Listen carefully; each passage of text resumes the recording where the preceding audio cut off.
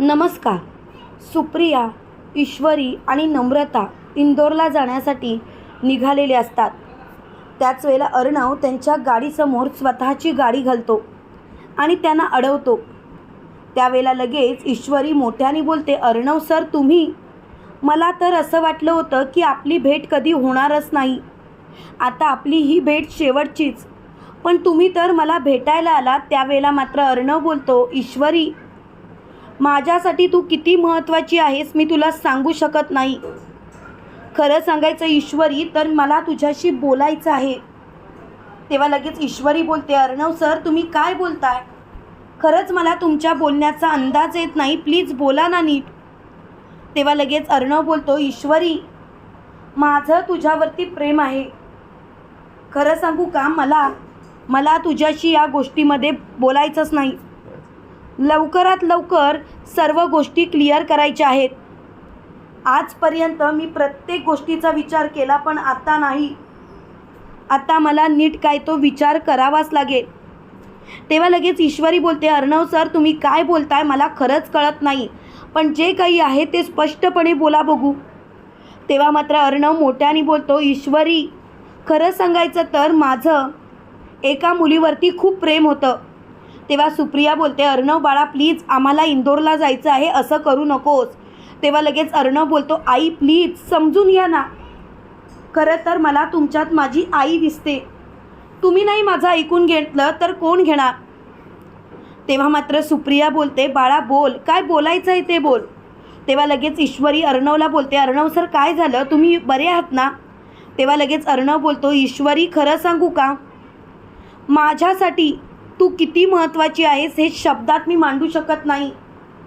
पण मी एकच गोष्ट सांगतो ईश्वरी, माझ्यासाठी तू खूप महत्त्वाची आहेस आणि कायम तू महत्त्वाची असणार. खरं सांगू का ईश्वरी, मी तुझ्याशी नीटच आता बोलतो. मला तू खूप आवडतेस, माझं तुझ्यावरती प्रेम आहे. तेव्हा मात्र ईश्वरी खूपच अस्वस्थ होते आणि मोठ्याने बोलते, अर्णव सर तुम्ही काय बोलताय? तुम्हाला तरी कळतंय का? अर्णव सर स्वतःच्या मनाचा विचार करा आणि बोला, कारण मला तुमच्या बोलण्याचा विचारच करता येत नाही. अर्णव सर तुमचं माझ्यावरती प्रेम आहे, माझ्यावरती. अहो तुम्ही काय बोलताय, तुम्हाला तरी कळतंय का? तेव्हा अर्णव बोलतो, हो मला कळतंय आणि मला याच गोष्टीसंबंधी तुमच्याशी बोलायचं आहे. खरं सांगायचं तर माझं तुमच्यावरती खूप प्रेम आहे ईश्वरी, मी तुझ्याशिवाय नाही राहू शकत. माझं एका मुलीवरती खूप प्रेम होतं, पण त्या मुलीने मात्र मला फसवलं. त्या मुलीने मात्र माझा विश्वासघात केला आणि तेव्हाच मी ठरवलं होतं की कुणाच्याही प्रेमात पडायचं नाही. पण नाही ईश्वरी, तू तुझ्या प्रेमाने, तुझ्या मायेनं मला जिंकलंस. आणि खरं सांगायचं तर मी तुझ्या प्रेमात कधी पडलो हेच मला समजलं नाही. तेव्हा मात्र ईश्वरी त्याच्याकडे बघतच राहते आणि तो मोठ्याने बोलतो, खरंच मानलं पाहिजे तुला, मला तर या गोष्टीचा आनंद आहे आणि मला एवढा आनंद आहे की मी सांगू शकत नाही. तेव्हा मात्र ईश्वरी खूपच खुश झालेली असते आणि तिला खूपच आनंद झालेला असतो. ईश्वरी मोठ्याने बोलते, पुरे झालं. आता एकच गोष्ट लक्षात ठेवायची, ती म्हणजे काही झालं तरी अर्णव सर मी तुमच्या होकाराला काय उत्तर देऊ? अर्णव सर मला नाही समजत काय उत्तर द्यावं ते. तेव्हा लगेच मोठ्याने नम्रता बोलते, अगं तू असं काय करतेस? तुला तरी समजतंय का? अगं जरा विचार कर ना तुझ्या वागण्याचा. मुळात तू असं वागू नकोस, नीट विचार कर आणि नीट बोल. मला खरं तर तुझ्या या गोष्टीचा त्रास होतोय. अगं तू तर अर्णव सरांचा विचार करत असतेस आणि प्रत्येक वेळेला अर्णव सर असं बोलत असतेस. त्यावेळेला लगेच मोठ्याने ईश्वरी बोलते, हो बोलत असेन, पण प्लीज उगाच याचा अर्थ वेगळा काढू नका. प्लीज समजून घ्या ना. मला तर तुमच्या या गोष्टीचा अर्थच कळत नाही आहे. प्लीज तुम्ही जर का समजून घेतलं तर बरं होईल. मला सुद्धा खूप बरं वाटेल.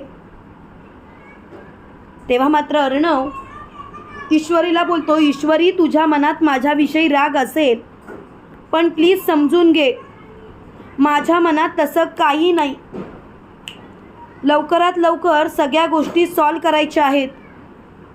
काही झालं तरीसुद्धा मला सगळं काही नीट करायचं आहे. त्याशिवाय मी गप्प बसणार नाही म्हणजे नाही. तेव्हा मात्र अर्णव ईश्वरीला बोलतो, ईश्वरी मी तुझ्याशिवाय नाही राहू शकत. प्लीज ईश्वरी, प्लीज माझ्या बाजूने उभी राहा आणि मला होकार दे. तेव्हा मात्र ईश्वरी बोलते, अर्णव सर मला थोडा वेळ द्या. तेव्हा नम्रता बोलते, इशू अगं काय थोडा वेळ घेतेस, आलेली वेळ परत कधीच येत नाही. प्लीज इशू तू अर्णव सरांना होकार दे. त्यावेळेला लगेच ईश्वरी सुप्रियाकडे बघते. त्यावेळेला सुप्रिया ईश्वरीला म्हणते, इशू खरं खरं सांग, तुला अर्णव आवडतो की तुला राकेश आवडतो?